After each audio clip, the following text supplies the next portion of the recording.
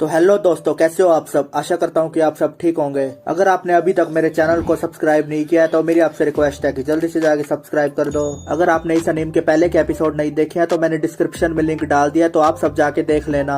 और आज हम इस अनीम का 5th एंड 6th एपिसोड देखेंगे। तो चलिए बिना देरी करे हुए शुरू करते हैं। एपिसोड की शुरुआत में हम प्रिंसिपल को देखते हैं जो कि सीरिया से कह रहे होते हैं कि रेजिस के साथ तुम किस लिंक की बात कर रही हो। इस पर फिर सीरिया कहती है कि रेजिस और मेरे बीच में एक मेंटल कनेक्शन है। एक सीमित एरिया तक हम बता सकते हैं कि एक दूसरे के साथ क्या हो रहा है। ये तभी टूट सकता है जब रेजिस बेहोश हो या उसकी मौत हो चुकी हो। फिर सीरिया कहती है कि माफ करना, आपको पता नहीं होगा कि मैं क्या बोल रही हूँ, लेकिन आप दोनों को टेंशन लेने की बिल्कुल जरूरत नहीं है। प्लीज आप खाना खाना शुरू कर दीजिए। फिर प्रिंसिपल रियो से कहते हैं कि मास्टर, रेजिस को शिनवू और हैन के साथ यहाँ पर आना था, लेकिन ये तीनों अभी तक नहीं आए। इसके बाद हम देखते हैं कि प्रिंसिपल शिनवू को फोन लगा देते हैं, लेकिन शिनवू का फोन तो स्विच ऑफ आ रहा होता है। प्रिंसिपल रियो से कहते हैं कि कहीं ये तीनों भी तो उसी में नहीं फंस गए। फिर अगले सीन में हम रेजिस को देखते हैं जिसको D5 के मेंबर ने किडनैप कर लिया था। हम देखते हैं कि रेजिस को होश आने लगता है। होश में आने पर रेजिस कहता है कि मैं कहाँ पर हूँ। इसके बाद फिर रेजिस अपने हाथ खोलने की कोशिश करता है। इसे देखकर फिर शार्क कहता है कि तुम्हें भी इसे तोड़ने में काफी मेहनत लगेगी। ऑर्गेनाइजेशन ने इसे खासकर तुम जैसे सुपर पावर वालों के लिए ही बनाया है। शार्क कहता है कि भले ही तुम इसे तोड़ने में कामयाब हो जाओ, लेकिन तुम हमारे कब्जे में हो। वहाँ पर खड़े M21 को देखकर रेजिस सोचने लगता है कि इसको मिलने के बाद सब कुछ बुरा ही हो रहा है। फिर वहाँ पर कैप्टन भी आ जाता है और रेजिस को देखकर कहता है कि ये तो वही है ना। इस पर फिर शार्क कहता है कि हाँ, ये वही कमीना है, ये वही है जिसे पिछली बार M21 ने भागने में मदद की थी। फिर M21 कहने लगता है कि ये सब क्या है। इस पर फिर शार्क कहता है कि भोले बनने का नाटक मत कर, ये कमीना कोई आम बच्चा नहीं है, इसका जरूर कॉफिन से कोई कनेक्शन है। फिर शार्क M21 से कहने लगता है कि क्या तुम इसे मुझसे छुपाना चाहते थे। इस पर फिर M21 कहता है कि मैंने कहा ना, ये एक बच्चे के अलावा कुछ भी नहीं है। इसके बाद फिर रेजिस शार्क से कहने लगता है कि ओ कचरे, तेरा दिमाग काम नहीं कर रहा क्या। रेजिस कहता है कि एक मॉडिफाइड ह्यूमन की किसी की मदद करना ये कोई कारण नहीं हुआ। खैर M21, तुम बताओ क्या मैं गलत कह रहा हूँ। इसके बाद फिर हम देखते हैं कि शार्क बहुत भड़क जाता है और रेजिस से कहने लगता है कि क्या बक रहा है तू। इसके बाद हम देखते हैं कि शार्क रेजिस को इतनी जोर से लात मार देता है। तभी हम देखते हैं कि शिनवू को भी होश आने लगता है। शिनवू बोलने लगता है कि मैं कहाँ आ गया ये। अपने दोस्त हैन और रेजिस को बेहोश देखकर शिनवू पूरी तरह से कंफ्यूज हो जाता है। इसके बाद हम देखते हैं कि शार्क शिनवू को पकड़ लेता है। शिनवू कहने लगता है कि तुम लोग कौन हो, तुमने रेजिस के साथ क्या किया है। इस पर फिर शार्क शिनवू से कहता है कि बक बक करना बंद कर, ये अभी तक मरा नहीं है, इसीलिए अपना मुंह बंद रख। इसके बाद हम देखते हैं कि टोक्यो शार्क का हाथ पकड़ लेता है और उसे कहने लगता है कि रुक जाओ, अब बस करो। टोक्यो को देखकर शिनवू कंफ्यूज हो जाता है और कहने लगता है कि तुम तो वही हो ना। इसके बाद हम देखते हैं कि हैन को भी होश आ जाता है। टाओ को देखकर फिर हैन कहता है कि बॉस, आप यहाँ पर क्या कर रहे हो। फिर टाओ मनी मन में सोचने लगता है कि हम सोच से पहले ही दोबारा मिल गए। इसके बाद हम देखते हैं कि शार्क और हैमर जोर जोर से हंसने लगते हैं। शार्क हैमर से कहता है कि सुना तुमने, इसने टाओ को बॉस कहा। फिर हैन टाओ से कहने लगता है कि बॉस, ये सब क्या हो रहा है, हम यहाँ पर क्या कर रहे हैं। इसके बाद हम देखते हैं कि शार्क हैन को M21 की तरफ पटक देता है और M21 से कहता है कि बताओ इसे कि ये सब तुम्हारी वजह से हुआ है। इस पर फिर M21 मनी मन में सोचने लगता है कि सही कहा, ये सब मेरी वजह से ही हो रहा है। फिर अगले सीन में हम देखते हैं कि सीरिया बाहर आसमान में उड़कर रेजिस को ढूंढ रही होती है। सीरिया एक जगह को देखकर कहती है कि ढूंढ लिया। वहीं दूसरी तरफ हम देखते हैं कि प्रिंसिपल और रियो भी इन तीनों को ढूंढ रहे होते हैं। प्रिंसिपल रियो से कहते हैं कि हमने दोबारा इनको मुसीबत में डाल दिया। इसके बाद फिर हम हैन को देखते हैं जो कि M21 से कह रहा होता है कि तुम यहाँ पर क्या कर रहे हो, क्या मतलब है कि ये सब तुम्हारी वजह से हो रहा है। फिर शिनवू भी M21 से कहने लगता है कि तुम इतनी देर से चुप क्यों खड़े हो, कुछ बोलो ना, क्या हो रहा है यहाँ पर। इसके बाद हम देखते हैं कि शार्क शिनवू के मुंह पर इतनी जोर से लात मार देता है। ये देखकर फिर टोक्यो शार्क से कहता है कि ये अब ज्यादा हो रहा है शार्क। शार्क M21 से कहने लगता है कि M21 हमें जानकारी दे दो, मेरे सब्र का इम्तिहान मत लो। फिर M21 कहने लगता है कि इन्हें चोट पहुंचाने से कोई फर्क नहीं पड़ेगा, मैं बस काम करते हुए इनसे कुछ ही बार मिला था और कुछ नहीं, मेरा इनके साथ कोई संबंध नहीं है। इस पर फिर शार्क कहता है कि ओ सच में, तो तुम कह रहे हो कि तुम सबका आपस में कोई संबंध नहीं है। अच्छा ऐसा है तो मैं ये मान लूं कि इन्हें मारने से तुम्हें कोई फर्क नहीं पड़ेगा। इसके बाद फिर शार्क शिनवू को जोर जोर से लात मारने लगता है। इसे देखकर फिर टाओ कहता है कि रुको शार्क, क्या हमें इन्हें मारने की सच में जरूरत है। इसके बाद फिर टोक्यो भी कहता है कि हम ड्रग्स का इस्तेमाल करके इनकी यादाश्त को मिटा सकते हैं। फिर टोक्यो कैप्टन से कहता है कि तुम बताओ सही कहा ना मैंने। इस पर फिर कैप्टन कहते हैं कि नहीं, हम कोई सबूत नहीं छोड़ेंगे। इसके बाद फिर शार्क टोक्यो और टाओ से कहता है कि तो तुम्हें जवाब मिल गया ना, अब साइड में हट जाओ, मैं इन सबको मार दूंगा। इसके बाद हम देखते हैं कि शार्क हैन को मारने के लिए आगे बढ़ने ही लगता है कि बीच में रेजिस आ जाता है। फिर रेजिस शार्क से कहने लगता है कि भले ही तुम्हारे पास थोड़ी ज्यादा ताकत है, लेकिन तुम अपने से कमजोर पर हमला कर रहे हो, तुम्हें शर्म नहीं आती। इस पर फिर शार्क बहुत ज्यादा भड़क जाता है और रेजिस को नीचे पटक देता है। फिर रेजिस शार्क से कहता है कि तुम लोग तो पहले ही अपनी इंसानियत खो चुके हो, तो ये तुम पर सूट करता है। इसे सुनकर फिर शार्क रेजिस को उठा लेता है और उसे कहने लगता है कि मैं तुम्हारे इस मुंह का बर्था बनाकर तुम्हारी चीख सुनूंगा। इसके बाद फिर यहाँ पर सीन चेंज होता है और हम हैमर को देखते हैं। इस मोटे गेंडे को भूख लग जाती है, तभी ये कुछ खाने के लिए छत पर आ जाता है। इसके बाद फिर उसके सामने सीरिया भी आ जाती है। सीरिया को देखकर ये मोटा कहता है कि तुम उस पिद्दी की साथी हो, है ना। सीरिया इस मोटे से कहती है कि मुझे खुशी होगी अगर तुम मेरे रास्ते से हट जाओ। फिर ये मोटा हैमर कहने लगता है कि मैं इन आंखों को जानता हूँ, ये दिक्कत है ना। इसके बाद फिर हम देखते हैं कि सीरिया अपने मैजिक से वहाँ पर धमाका कर देती है। फिर यहाँ से सीन चेंज होता है और हम शिनवू को देखते हैं जिसने शार्क को बहुत जोर से मुक्का मार दिया होता है। इससे फिर ये शार्क और ज्यादा ही भड़क जाता है और शिनवू से कहने लगता है कि ओ कमीने, तेरी इतनी हिम्मत। तभी टोक्यो कहता है कि शार्क रुको। इस पर फिर कैप्टन कहता है कि टोक्यो ऊपर जाकर देखो क्या हो रहा है, वो धमाका जरूर हैमर का था, तुम जाके उसकी मदद करो। इसके बाद फिर शार्क शिनवू का गला पकड़ लेता है। इस पर फिर हैन शार्क से कहता है कि छोड़ दो मेरे दोस्त को, ये मर जाएगा, छोड़ दो इसे। हम देखते हैं कि M21 अपने नाखून बड़े कर शार्क का हाथ पकड़ लेता है, जिससे शार्क के हाथ से बहुत ज्यादा ब्लड निकलने लगता है। वही दूसरी तरफ हम प्रिंसिपल और रियो को देखते हैं जो कि उसी बिल्डिंग की छत पर आ जाते हैं। प्रिंसिपल कहते हैं कि शिनवू और बाकी सब यहीं पर होंगे पक्का। तभी वहाँ पर टोक्यो भी आ जाता है और कहने लगता है कि तुम दोनों घुसपैठी हो, हैमर कहाँ पर है। फिर प्रिंसिपल रियो से कहने लगता है कि मास्टर आप प्लीज आगे जाइए, मैं इसे देख लेता हूँ। इसके बाद हम देखते हैं कि प्रिंसिपल अपने मैजिक से टोक्यो के ऊपर हमला कर देते हैं। इससे टोक्यो अपने आगे एक बड़ा सा बॉक्स रख देता है। इससे प्रिंसिपल टोक्यो से पूछने लगते हैं कि क्या ये बड़ा बॉक्स तुम्हारा हथियार है। इसके बाद फिर टोक्यो अपनी गन से प्रिंसिपल पर शूट करने लगता है। इससे प्रिंसिपल स्पीड से अपनी जगह बदलने लगता है, जिससे गोली उसको छू भी नहीं पाती। इससे टोक्यो कहता है कि ऐसे तो बहुत ज्यादा वक्त लग जाएगा।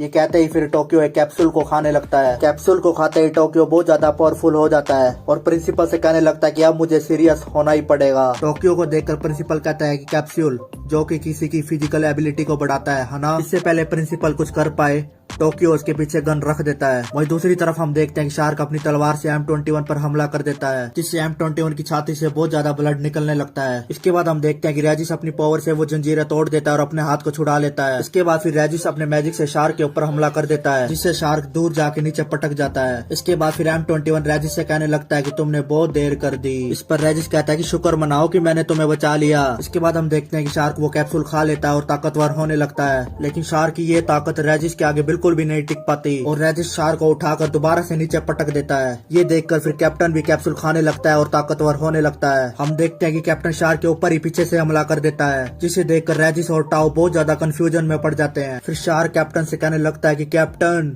ये क्या किया।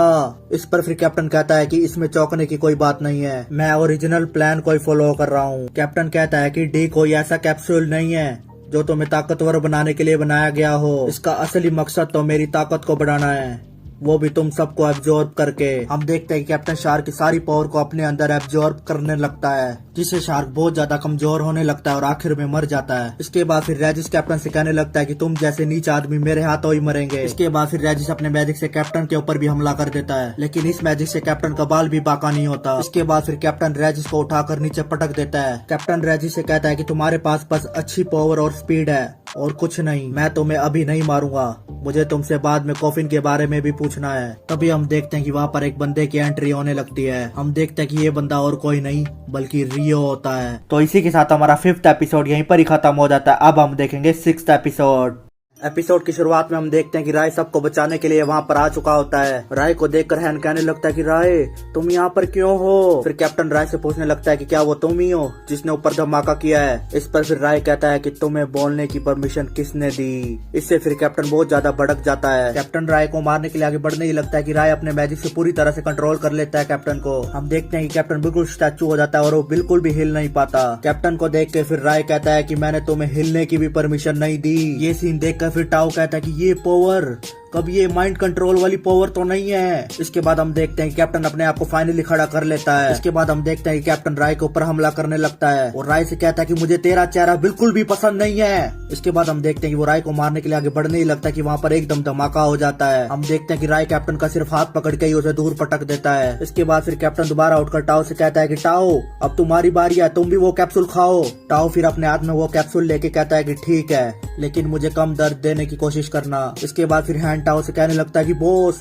आप इसका कहना क्यों मान रहे हो, ये आपको भी मार देगा। इस पर फिर कैप्टन हैन से कहता है कि ओ पिद्दी तू चुप रह। इसके बाद फिर टाओ कहता है कि कोई बात नहीं, एक मॉडिफाई ह्यूमन के तौर पर ये मेरी किस्मत ही है। फिर हैन कहता है कि तुम ऐसे कैसे कह सकते हो। इसके बाद हम देखते हैं कि कैप्टन टाओ का गला पकड़कर उसको उठा लेता है और उसे कहने लगता है कि तू इतना वक्त क्यों बर्बाद कर रहा है। इसके बाद फिर हैन राय से कहने लगता है कि राय प्लीज उसको बचा लो प्लीज। वही दूसरी तरफ हम प्रिंसिपल और टोक्यो को देखते हैं जो कि एक दूसरे से लड़ रहे होते हैं। प्रिंसिपल टोक्यो से कहता है कि तुम जिंदा रहने के पीछे क्यों पड़े हो। इस पर फिर टोक्यो कहता है कि क्योंकि मुझे उसे बचाना है जो मेरे सबसे करीब है। हम देखते हैं कि यहाँ पर टोक्यो अपनी बहन की बात कर रहा होता है। इसके बाद हम देखते हैं कि टोक्यो प्रिंसिपल के ऊपर हमला करने लगता है, लेकिन वो प्रिंसिपल का बाल भी बांका नहीं कर पाता। प्रिंसिपल टोक्यो से कहता है कि और उसके लिए तुम अपनी और दूसरों की जान देने के लिए तैयार हो। इसके बाद फिर टोक्यो प्रिंसिपल को गन से उड़ाने की कोशिश करने लगता है, लेकिन यहाँ पर प्रिंसिपल के मैजिक से वो गन भी पिघल जाती है। इसके बाद फिर प्रिंसिपल अपने मैजिक से टोक्यो पर हमला कर देता है और उसको दूर फेंक कर नीचे पटक देता है। हम देखते हैं कि ये सारा सीन सीरिया भी देख लेती है। सीरिया प्रिंसिपल से कहने लगती है कि आप कोई आम इंसान तो नहीं हो, है ना। सीरिया के हाथ में एक हथियार देकर प्रिंसिपल कहता है कि सोल वेपन, अगर तुम्हारे पास ये है इसका मतलब तुम एक हाई रैंकिंग नोबल हो। इस पर फिर सीरिया कहती है कि आपको काफी कुछ पता है। फिर प्रिंसिपल कहता है कि बस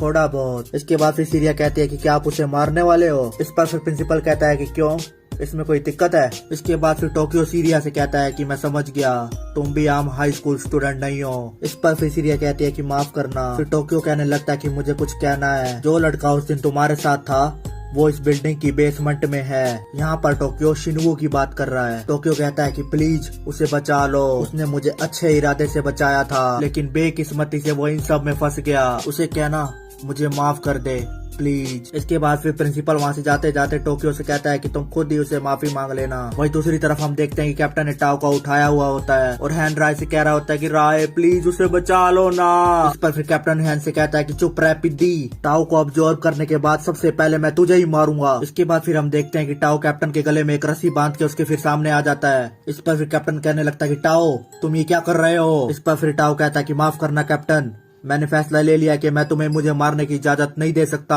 और मैं खड़े रहकर तुम्हें उन बच्चों को चोट नहीं पहुंचाने दे सकता। इसके बाद फिर कैप्टन गुस्से में होकर टाओ को पकड़ लेता है, जिसे देखकर हैन और शिनवू बहुत ज्यादा घबरा जाते हैं। कैप्टन टाओ को पकड़कर उससे कहता है कि ठीक है तुम ऐसे भी चलोगे, कम से कम तुम्हारे इस्तेमाल से कुछ तो होगा। इसके बाद फिर कैप्टन टाओ को मारने लगता है कि राय की आवाज आती है कि रुको। हम देखते हैं कि कैप्टन दोबारा से स्टैचू हो जाता है और बिल्कुल भी हिल नहीं पाता। फिर कैप्टन कहने लगता है कि नामुमकिन, शार की पावर अब्जॉर्ब करने के बाद भी मैं इतना हिल नहीं पा रहा। इसके बाद हम देखते हैं कि राय शिनवू और हैन के पास आ जाता है। रायन से कहता है कि तुम इस काम के लिए मुझसे भीख क्यों मांग रहे हो। शिनवू, हैन, हमारे बीच में प्लीज कहने की बिल्कुल भी जरूरत नहीं है। इसके बाद हम देखते हैं कि राय अपने मैजिक से वहाँ बहुत सारे ब्लड सेल्स उड़ाने लगता है। ये नजारा देखकर हमारा हैन कहता है कि ब्लड हवा में उड़ रहा है, ये कैसे। और दूसरी तरफ रेजिस भी ये सीन देख के बिल्कुल कंफ्यूज हो चुका होता है। देखते हैं कि वहाँ पर प्रिंसिपल और सीरिया भी आ जाते हैं। सीरिया ये नजारा देखकर कहती है कि ये कैसी पावर है। हम देखते हैं कि यहाँ पर ब्लड ही ब्लड होता है, जैसे मानो की ब्लड की बारिश हो रही है। ये सब देखते हुए रेजिस कहता है कि एक टेक्निक जो सिर्फ वही इस्तेमाल कर सकते हैं जो ब्लड कंट्रोल करते हैं। रेजिस पूरी तरह से कंफ्यूज हो चुका होता है और सोचने लगता है कि आखिरकार कौन है। वहीं दूसरी तरफ कैप्टन भी कहता है कि मुझे नहीं पता था कि ऐसी कोई पावर भी है। इसके बाद फिर राय कैप्टन से कहने लगता है कि मैं तुम्हारी गलतियों को तुम्हारे खून से ही साफ करूंगा। इसके बाद हम देखते हैं कि कैप्टन के ऊपर ब्लड का फ्लो बहुत ज्यादा बढ़ने लगता है, जिससे उसकी मौत हो जाती है। फिर अगले सीन में हम टोक्यो को देखते हैं जो कि प्रिंसिपल के घर पर होता है। टोक्यो को देखकर M21 उससे पूछता है कि तुम उठ गए। इस पर फिर टोक्यो कहता है कि M21 तुम जिंदा हो। इस पर फिर M21 कहता है कि हाँ, पता नहीं तुम्हें इस जगह को क्या कहना चाहिए, लेकिन मैं यहीं पर ही रहता हूँ। फिर अपने आप को देखकर टोक्यो कहता है कि मैं जिंदा कैसे हूँ। इस पर फिर M21 कहता है कि पता नहीं, मैं भी खुद अभी ही उठा हूँ। फिर टोक्यो कहता है कि वो बाकी बच्चे वो कहाँ पर हैं। इस पर फिर M21 कहता है कि वो ठीक है। इसके बाद हम प्रिंसिपल और राय को देखते हैं। प्रिंसिपल राय से कह रहे होते हैं कि टोक्यो और M21 उठ गए हैं दोनों। शिनवू और हैन फिलहाल अभी बेहोश हैं। फिर राय के हाथ में घाव देखकर प्रिंसिपल राय से पूछने लगता है कि मास्टर ये आपके हाथ में क्या हुआ है। इस पर फिर राय कहता है कि तुम्हें चिंता करने की जरूरत नहीं है। फिर प्रिंसिपल कहता है कि इतनी पावर के इस्तेमाल से आपके शरीर पर काफी जोर पड़ा होगा। इस पर फिर राय कहता है कि उन बच्चों ने मुझसे मदद मांगी। इस पर फिर प्रिंसिपल कहता है कि मास्टर आप बिल्कुल नहीं बदले, आप अभी भी इंसानों के प्रति कितना दयालु हैं। फिर राय कहने लगता है कि फ्रैंकस्टीन तुम भी अभी तक नहीं बदले हो। इस पर फिर प्रिंसिपल कहता है कि मैं माफी चाहता हूँ। फिर प्रिंसिपल उस पल को याद करने लगता है जब राय ने उसको ऑर्डर दिया था कि तुम मेरी मर्जी के बिना अपनी पावर का इस्तेमाल नहीं करोगे। इस पर फिर प्रिंसिपल राय से कहने लगता है कि आपका ऑर्डर ना मानने के लिए मैं सजा के लिए तैयार हूँ। फिर राय प्रिंसिपल से कहने लगता है कि फ्रैंक तुम चिंता मत करो, मैं जानता हूँ कि तुम बिना किसी कारण के मेरा ऑर्डर नहीं तोड़ोगे। इसके बाद फिर राय प्रिंसिपल से पूछता है कि फ्रैंक खाना बन गया हमारा। फिर अगले सीन में हम देखते हैं कि ये सब डिनर के लिए एक साथ होते हैं। वहाँ पर फिर टाओ कहने लगता है कि मैंने सोचा नहीं था कभी कि मैं इतना स्वादिष्ट खाना खाऊंगा, वैसे ये किसने बनाया। इस पर फिर प्रिंसिपल कहते हैं कि सीरिया ने। फिर टाओ सीरिया से कहने लगता है कि गजब, मतलब तुम सिर्फ सुंदर ही नहीं बल्कि एक अच्छी कुक भी हो। फिर राजेश कहने लगता है कि सीरिया हमेशा से स्किलफुल रही है। इसके बाद फिर टाओ कहता है कि खास कर ये नूडल्स है ना, क्या ये भी इसने बनाया है। इस पर फिर प्रिंसिपल कहता है कि नहीं नहीं, इसमें तो मेरा हाथ है। इस पर फिर टाओ कहता है कि सच में मैंने इसे पहले कभी नहीं खाया, पर ये मेरी सोच से बिल्कुल अलग है। इसके बाद फिर प्रिंसिपल टाओ से कहने लगता है कि मैंने सुना है कि तुम बहुत अक्लमंद हो, तुम हमारी सोसाइटी में अच्छे से फिट हो जाओगे। इस पर फिर टाओ कहता है कि अच्छा, आपको ऐसा लगता है। इसके बाद हम देखते हैं कि वहाँ पर M21 और टोक्यो भी आ जाते हैं। उन दोनों को देखकर फिर टाओ कहता है कि तो तुम दोनों उठ गए। इस पर फिर टोक्यो कहता है कि हाँ, पर अभी मुझे चलने में थोड़ा दम लगाना पड़ता है। टोक्यो कहता है कि आप सबने मेरे लिए जो कुछ भी किया उसके लिए बहुत ज्यादा शुक्रिया। इस पर फिर प्रिंसिपल कहते हैं कि कोई बात नहीं। फिर टोक्यो टाओ से पूछने लगता है कि बाकी सब कहाँ पर हैं। इस पर फिर प्रिंसिपल कहने लगता है कि पहले तुम दोनों खाना खा लो, फिर सोचना उनके बारे में। इसके बाद फिर M21 को देखकर राजेश कहता है कि हूँ, खाना ठंडा हो रहा है, जल्दी से जाकर बैठ जा। इस पर फिर M21 कहता है कि वो तो मैं बैठूंगा ही। फिर राजेश कहने लगता है कि तुम्हारे इसमें मेरे से ज्यादा बैम्बू शूट्स हैं। इस पर फिर M21 कहता है कि तुम्हारा इसमें मेरे से ज्यादा सूप है। इस पर फिर राजेश कहता है कि तुम्हें इसमें दिक्कत है। इसके बाद हम देखते हैं कि इन दोनों में जबरदस्त बहस छिड़ जाती है और वहाँ बैठे बाकी सब लोग तो इनको देखते ही रह जाते हैं। फिर अगले सीन में हम देखते हैं कि रात हो चुकी होती है और M21 छत पर मायूस सा खड़ा होता है। M21 मन ही मन में कहता है कि आखिर में मैं अपने साथियों की जानकारी नहीं ले पाया, मेरे पास जिंदगी में शांति बनाए रखने जितनी ताकत भी नहीं है। इसके बाद हम देखते हैं कि वहाँ पर राय भी आ जाता है। राय M21 से कहने लगता है कि तुम कमजोर नहीं हो, मैंने तुम्हारे अंदर जबरदस्त ताकत महसूस की है, क्या तुम देखना चाहोगे। इसके बाद हम देखते हैं कि राय M21 के हाथ से ब्लड निकाल के अपनी उंगली पर रख लेता है। इसके बाद उसे चाटने भी लगता है। M21 के ब्लड को चाटते ही राय की बॉडी पूरी तरह से बदल जाती है और वो बहुत पावरफुल हो चुका होता है। हम देखते हैं कि राय M21 को डेमो दिखा रहा होता है कि M21 आखिर में कितना पावरफुल है। इसके बाद फिर M21 राय से पूछने लगता है कि वो क्या था। इस पर फिर राय कहता है कि वो तुम्हारी ट्रू फॉर्म थी, मैंने कुछ पल के लिए उसे रिलीज किया था। जैसे मैंने कहा था, तुम कमजोर नहीं हो, कुछ होंगे जिन्हें तुम अपने हाथों से बचा पाओगे। फिर अगले सीन में हम टाओ और टोक्यो को देखते हैं, जहाँ पर टोक्यो टाओ से पूछता है कि क्या ये सच है टाओ। इस पर फिर टाओ कहता है कि हाँ, मैंने अपनी आंखों से देखा था, कैप्टन ने शार्क को एब्जॉर्ब किया और उसे मार दिया, हमने कोई भी उसकी ताकत बढ़ाने के अलावा कुछ भी नहीं थे। इसके बाद फिर टोक्यो कहता है कि तो अब हम क्या करें, तुम्हें सच में लगता है कि हम यूनियन से भाग पाएंगे क्योंकि यूनियन के पास मेरी बहन है। इस पर फिर टाओ कहता है कि टाक्यो, मैं चाहता हूँ तुम शांत रहो और मेरी बात सुनो, तुम्हारी कोई बहन नहीं है। इस पर फिर टोक्यो के तो होश उड़ जाते हैं और पूछने लगता है कि क्या। इसके बाद फिर टोक्यो बहुत ज्यादा गुस्सा हो जाता है, टाओ से पूछने लगता है कि तुम क्या कह रहे हो, ये मेरे साथ मजाक मत करो। फिर टाओ कहने लगता है कि शांत हो जाओ टाक्यो, शांत हो जाओ, मैंने यूनियन के सर्वर में तुम्हारी बहन की जानकारी निकाली, मुझे उसके बारे में डाटा जरूर मिला, पर वो बस रिकॉर्ड के तौर पर था। जिस हॉस्पिटल में उसे होना चाहिए था वैसा कोई हॉस्पिटल है ही नहीं। तब भी कहा गया है कि तुम 3 बार वहाँ जा चुके हो टाक्यो, यूनियन तुम्हारी मेमोरी को मैनिपुलेट कर रहा था। ये सुनकर तो हमारा टोक्यो बहुत ज्यादा टूट चुका होता है। फिर टोक्यो कहने लगता है कि मैं भी इतने दिनों से किसके लिए लड़ रहा था, मैंने इतने लोगों को किस लिए मारा, मैं अब किसके लिए जिंदा रहूं। फिर टाओ कहने लगता है कि कल यहाँ से चलते हैं, हम यहाँ रहे तो बस बोझ ही बनेंगे इन पर। हम देखते हैं कि दरवाजे के बाहर M21 खड़ा होता है, इन दोनों की सारी बातें सुन लेता है। फिर अगले सीन में हम देखते हैं कि प्रिंसिपल इनसे कह रहे होते हैं कि तुम सच में जा रहे हो, क्या तुम्हें रिकवर होने के लिए और वक्त नहीं चाहिए। इस पर फिर टाओ कहता है कि हम और बोझ नहीं बनना चाहते। फिर टाओ M21 से कहने लगता है कि M21, मैंने तुम्हारे साथियों के बारे में जानकारी निकाली थी, सिक्योरिटी लेवल इतनी नहीं थी, मेरे लिए ये कोई चैलेंज भी नहीं था, लेकिन कोई खास जानकारी उसमें नहीं थी, सारे रिकॉर्ड तबाह कर दिए गए हैं। टाओ M21 से कहता है कि माफ करना, मैं तुम्हारी मदद नहीं कर पाया। फिर टाओ वहाँ से जाते जाते कहता है कि थोड़े वक्त के लिए सही, हमें बहुत मजा आया। इसके बाद फिर M21 उन दोनों से कहता है कि रुको फ्रैंक, मैं आपसे कुछ कहना चाहता हूँ, क्या आप इन्हें यहाँ नहीं रख सकते। मैं जानता हूँ कि मेरी ये पूछने की औकात नहीं है, पर मैं इन्हें ऐसे नहीं जाने दे सकता। M21 कहता है कि कोई भी यूनियन से हमेशा भाग नहीं सकता और इनका भी मेरी तरह जरूरत पड़ने पे इस्तेमाल किया गया और बाद में फेंक दिया गया। इस पर फिर प्रिंसिपल कहता है कि तुम जैसा चाहते हो वैसा ही होगा, क्यों मास्टर, ठीक कहा ना मैंने। इस पर फिर राय कहता है कि कोई दिक्कत नहीं है। फिर प्रिंसिपल M21 से कहने लगता है कि याद है मैंने तुम्हें क्या कहा था कि ये तुम्हारा घर भी है। इसे सुनकर फिर M21 कहता है कि हाँ। तो इसी के साथ हमारा 6th एपिसोड भी यहीं पर ही खत्म हो जाता है। अगर आपको ये वीडियो अच्छी लगी हो तो मेरे चैनल को सब्सक्राइब करके जरूर जाएं। तो अब हम फिर मिलेंगे अगले एपिसोड के साथ। Thank you.